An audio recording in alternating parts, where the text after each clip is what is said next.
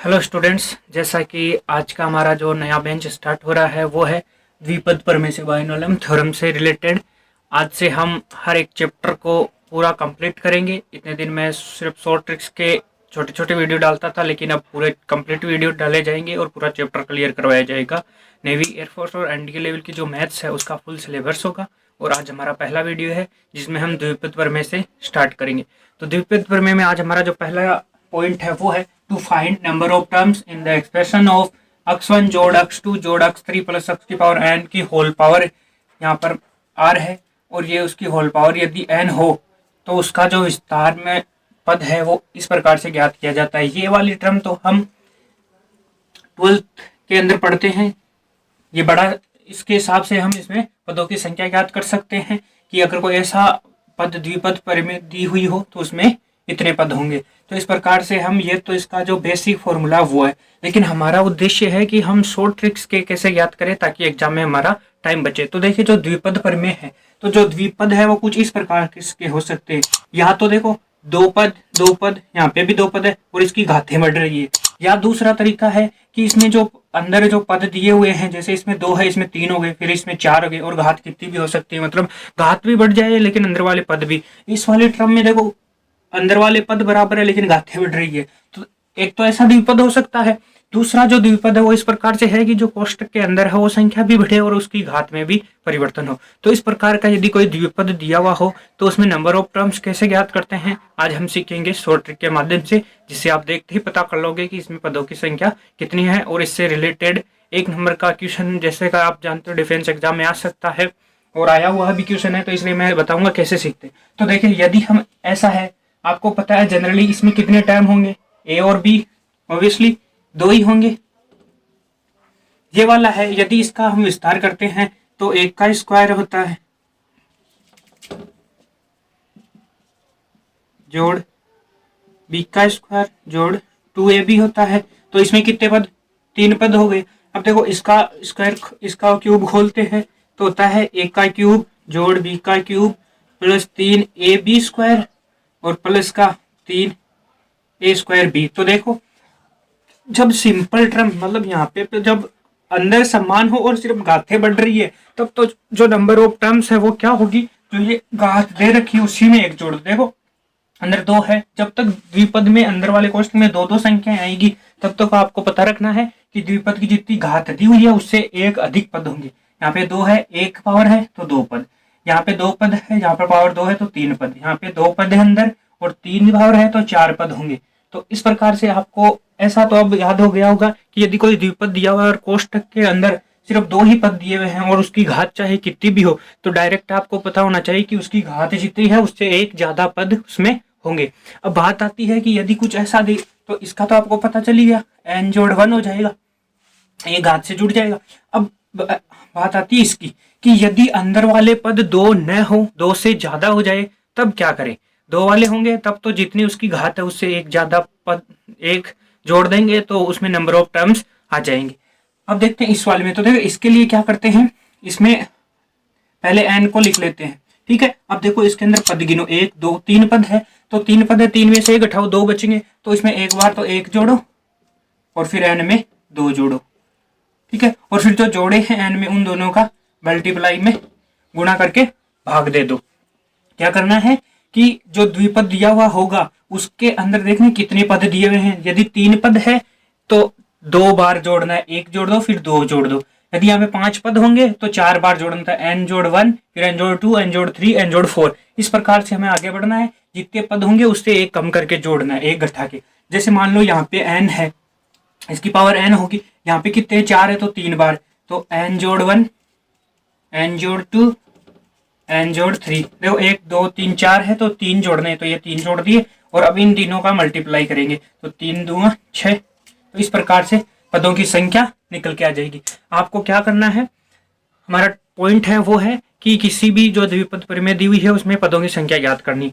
Generally ऐसा question आएगा कि जिसमें यदि कोष्ठक के अंदर 2 पद दिए हुए हैं तो आपको ध्यान रखना है कि जो इसकी घात होगी उसमें 1 जोड़ देते हैं तो उसमें नंबर ऑफ टर्म्स आ जाती है।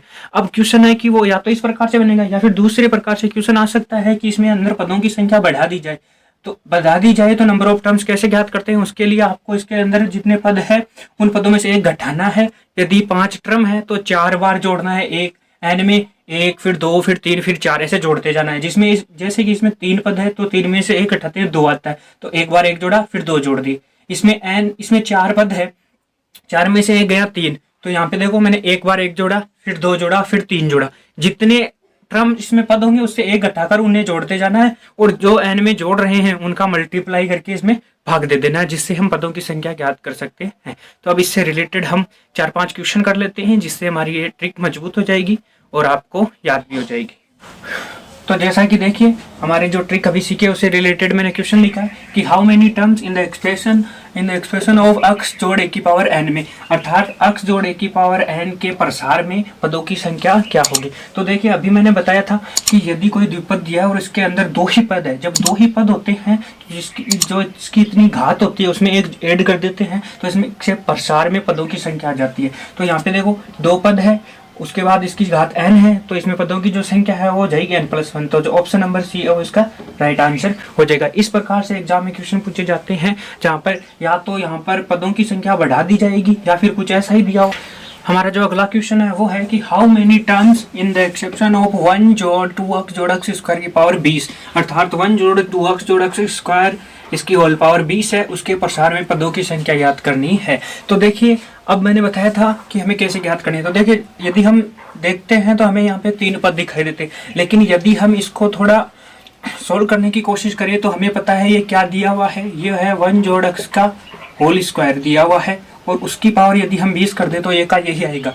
देखो इसे खोलेंगे तो 1 x स्क्वायर ये रहा, फिर 2x ये रहा, और उसकी होल पावर ये 20। तो ऐसा फंक्शन होता है। तो आपको पता है कि हम इसे ऐसे भी लिख सकते हैं, ये मल्टीप्लाई हो जाते हैं, तो यहाँ पे हो जाएगी 40। तो देखिए जनरली हमें इस पद को देखना है कि इसके अंदर कितने पद है, ऐसे नहीं 3 पद देखते ही आप सीधा ही कर दो कि सर ने बताया था कि यहाँ पे जोड़ते जाओ 3 पद है तो 2 जोड़ो फिर भाग लगा दो, वैसे नहीं करना है। आपको देखना है कि यहाँ पे जो पद है वो इस प्रकार का पद बन सकता है या नहीं।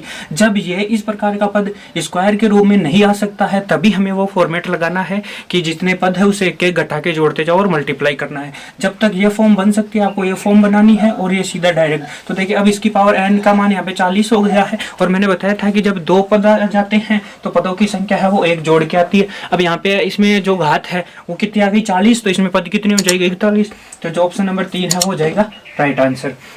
तो हमें क्वेश्चन में जो दिया गया है उस फंक्शन को देखना है, यदि वो इस प्रकार से स्क्वायर के रूप में बन सकता है तो पहले वैसे बनाना है, और फिर यहाँ से ये घातें जो इस प्रकार से होती है वो मल्टीप्लाई हो जाती है, और फिर हम 2 के रूप में हो तो सीधा घात में 1 जोड़ के पदों की संख्या ज्ञात कर सकते हैं। यदि यह पद इसके रूप में नहीं बनता तो हम इसे उस प्रकार से करते जो मैंने ट्रिक बताई थी। इससे रिलेटेड अगला क्वेश्चन कराऊंगा, आगे क्वेश्चन आएगा तो वहाँ पे आपको और अच्छे से पता चल जाएगी। चलते हैं अगले क्वेश्चन में। तो देखिए जो हमारा अगला तीसरा क्वेश्चन है वो है कि how many terms in the exception of 1 जोड़ 3x plus 3x square plus x की पावर 10 की होल पावर 10 में। तो इसके अंदर हमें 1 जोड़ 3x स्क्वायर प्लस x की पावर 10 की होल पावर 10 के प्रसार में पदों की संख्या याद करनी है। तो जैसा कि मैंने बताया था कि आपको सबसे पहले ये पद देखना है। अब इस पद को आप देखिए कि ये होल 2 वाले पदों में आ सकता है क्या। तो आप इसे गौर से देखोगे तो ये 1 जोड़ x की पावर 3 इसका फॉर्मेट बनता है। तो इस फॉर्मेट को देखते ही आपको पता चल जाएगा कि ये इस प्रकार का है। आप इसको ये डायरेक्ट फॉर्मूला है एक अपना, इसे याद रखिए कि 1 जोड़ x की पावर होल क्यूब का जो मान है वो इसके बराबर होता है। तो आप जैसे ही ये देखो कि आपको पता चल जाएगा कि ये इस फॉर्म में है, और आपको पता है कि इस फॉर्म में यदि क्वेश्चन आ जाता है तो ये हो जाएगा, ये दोनों मल्टीप्लाई होंगे तो 30 हो जाएंगे। और आपको पता है जब यहाँ पे पदों की संख्या जब 2 आ जाती है तो आपको पता है कि इसके पूरे विस्तार में जो पदों की संख्या वो इसमें एक ऐड होगी, और यहाँ पे 30 है तो इसमें एक ऐड होगी तो हो गए 31। तो इसमें एक जोड़ेंगे तो हो जाएंगे 31। तो हमारा देखो ऑप्शन नंबर ए है, उसमें है 31। तो इसका जो राइट आंसर है वो हो जाएगा ऑप्शन नंबर ए 31। तो आपको पहले क्वेश्चन का फॉर्मेट देखते ही सबसे पहले इस फंक्शन को देखना है कि क्या ये 2 वाले पदों के रूप में इस प्रकार का फॉर्मेट बन सकता है। यदि इस प्रकार का फॉर्मेट बनता है तो आपको उसकी घात में एक ऐड करना है, ऐड करते ही नंबर ऑफ टर्म्स निकल के आ जाएगी।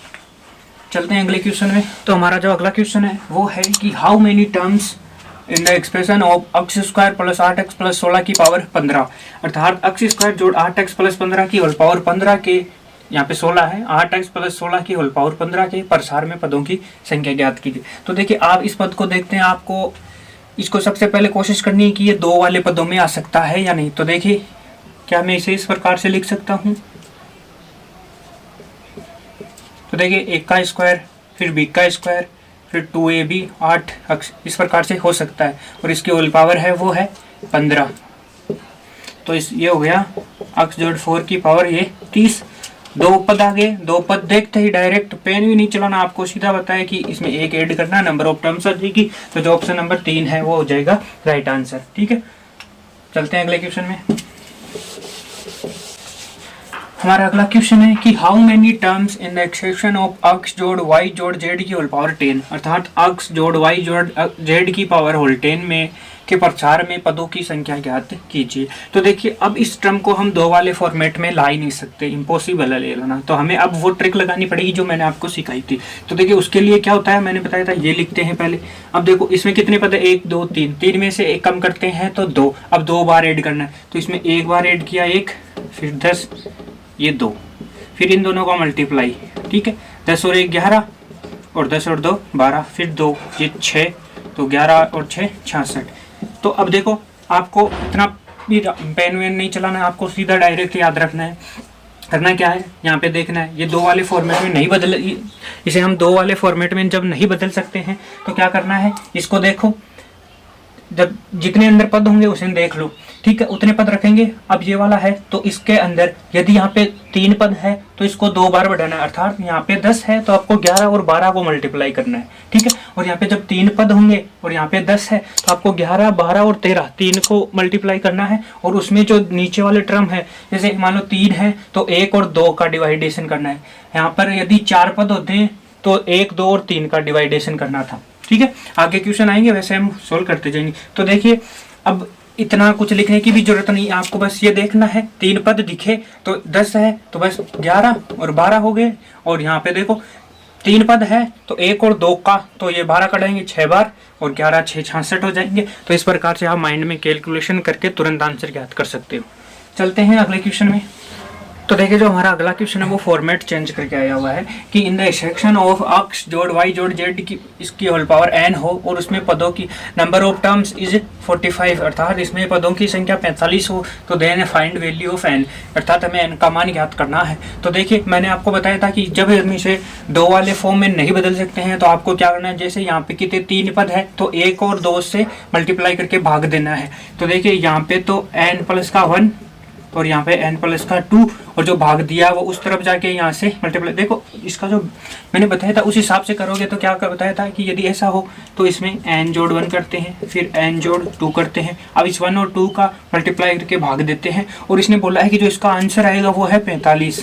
तो हमें इस n का, तो देखो यहाँ पे जो 2 मल्टीप्लाई में था वो यहाँ पे जब इसे मल्टीप्लाई होगा तो यहाँ से 90 हो जाएगा, ये 45 और 45। अब देखो हमें इसे द्विपद प्रमेय बना के ज्ञात, इसे यहाँ से हम n का मान कैसे ज्ञात करें। तो देखिए यदि ऐसी सिचुएशन आ जाती है तो आपको ऑप्शन में उठा के इसे चेक करना आपके लिए इजी होगा, जिससे आपका टाइम भी बच सकता है। तो देखिए इसके लिए हम ऑप्शन उठाते हैं। तो सबसे पहले ऑप्शन है नंबर 7। तो देखिए हम यहाँ पर 7 रखेंगे। देखो ऑप्शन भी आपको कैसे चेक करना है, ऑप्शन भी ऐसे चेक करो ताकि आपका ज़्यादा टाइम वेस्ट नहीं हो। आपको सीधा देखना है कि 1 और 2 जोड़ना है। तो ऑप्शन देखा 7, तो आपको 7 देखते ही 8 और 9 को मल्टीप्लाई करना है। ठीक है, जब हम 8 और 9 8 72 होते हैं, हमें चाहिए 90, तो नहीं होगा। 8 दिखा तो 9 और 10 को मल्टीप्लाई करना, और 9 और 10 को मल्टीप्लाई करते हैं तो 90 आते हैं, और हमें 90 ही चाहिए है। तो हमारा जो राइट आंसर है वो हो जाएगा 8। ठीक है, क्योंकि अब आप इसमें रख के मत चेक करो, आपको पता है कि अगर ऐसी सिचुएशन आई है तो हमें मल्टीप्लाई करके देखना होगा। तो आपको ऑप्शन देखने हैं, अगर ऑप्शन में 8 लिखा है तो आप 9 और 10 को दिमाग में ही मल्टीप्लाई करो ताकि आपको टाइम वेस्ट ना हो और तुरंत ही आप आंसर निकाल सको। यदि 9 दिखता है तो 10 और 11 को मल्टीप्लाई करो, और यहाँ पे यदि पदों की संख्या 3 न होकर 4 दी हुई हो तो 8 दिखे तो 9 10 और 11 तीनों को मल्टीप्लाई करो, और 6 का भाग इसमें देना नहीं अभी, क्योंकि नंबर ऑफ टर्म्स जब दी हुई होती है तब भाग नहीं देते क्योंकि हम मल्टीप्लाई कर चुके होते हैं। ठीक है, चलते हैं अगले क्वेश्चन में। तो हमारा अगला क्वेश्चन है कि in the section of a जोड़ b जोड़ c की पावर यदि r हो तो उसमें नंबर ऑफ टर्म्स यदि 36 है तो हमें n का मान ज्ञात करना, अर्थात यहाँ से r का वैल्यू ज्ञात करना पड़ेगा हमें। यहाँ पे r है, हमें r की वैल्यू ज्ञात करनी है। तो देखिए इसके लिए मैंने बताया है, यहाँ पे देखो कितने पद है, 3, ठीक है। यदि नंबर इसमें पद 3 हो तो इसको आप 2 से मल्टीप्लाई करो, ठीक है। यदि यहाँ पे पदों की संख्या 4 हो तो इसे मल्टीप्लाई करना 6 से, ठीक है। देखो डायरेक्ट आंसर कैसे निकाले, यदि यहाँ पे पद 3 है तो इसे 2 से मल्टीप्लाई करो, 36 दूना 72, ठीक है। इसे मल्टीप्लाई कर लेनी है। अब आपको देखो ऑप्शन में आना है, ठीक है। अब आपको पता है जब यहाँ पे पदों की संख्या 3 है ना तो आपको 2 ही संख्या का मल्टीप्लाई करना है। जब पद 4 होते हैं तो 3 की मल्टीप्लाई करनी है। अब 3 है तो आपको पता है 2 की मल्टीप्लाई करनी है, और मल्टीप्लाई किन की करनी है, इनसे आगे वाले की। यहाँ पे 8 है तो आप 9 और 10 को मल्टीप्लाई कीजिए, 72 आते हैं, नहीं आते हैं, ये ऑप्शन नहीं होगा। 9 है तो 9 के आगे 10 और 11 को मल्टीप्लाई कीजिए, ये भी 72 नहीं आता, ये भी आंसर गलत। 7 है तो 7 के बाद में आता 8 और 9, तो 9 8 72 होते हैं, तो आप इसे देखते ही राइट आंसर करेंगे। तो इसका जो ऑप्शन नंबर सी है वो राइट आंसर हो जाएगा, और 10 होगा नहीं। तो इस प्रकार से आप ऑप्शन के हिसाब से ही देखते ही आंसर ज्ञात कर सकते हो। तो डायरेक्ट आंसर करने की ट्रिक क्या हो गई कि यदि कोई 3 पदों का विस्तार दिया हुआ है और पदों की संख्या जब आपको दी हुई है, और यदि यहाँ पे पद 3 है तो आपको इसको डायरेक्ट 2 से मल्टीप्लाई करना है। जो 2 से मल्टीप्लाई करोगे और फिर ऑप्शन चेक करोगे, ऑप्शन में जो संख्या दी गई है उससे 2 आगे वाले पद को मल्टीप्लाई करिए, यदि वो इसका दुगुने के बराबर आता है तो आपका वही राइट आंसर होगा। इससे आपका टाइम भी मैनेज होगा और आप जल्दी से आंसर भी निकाल सकोगे। तो फ्रेंड्स आज के लिए इतना ही। आपको आई होप आपको ट्रिक अच्छी लगी होगी। अगर आप वीडियो देख रहे हैं तो प्लीज़ कमेंट जरूर कीजिए ताकि मुझे भी पता चले कि कितने के स्टूडेंट मुझसे जुड़े हुए हैं और कितने नहीं जुड़े हुए हैं। तो आज के लिए इतना ही, मिलते हैं ऐसे ही अगली वीडियो में, जिसमें हम ये जो क्वेश्चंस है वो मैंने आज तक कॉम्पिटिटिव एग्जाम में आ चुके हैं, वहाँ से उठाए गए हैं। मैंने जो अपने नोट्स बना रखे हैं उनमें ये लिखे हुए हैं, और ये एग्जाम में आए हुए हैं क्वेश्चन ही है। और आप जब एग्जाम दोगे तो आपको भी पता चल जाएगा कि एग्जाम में कैसे क्वेश्चन आते हैं। तो आज के लिए इतना ही। यदि वीडियो अच्छा लगे तो लाइक कीजिए, शेयर कीजिए और चैनल को सब्सक्राइब जरूर कीजिए। जय हिंद, जय भारत।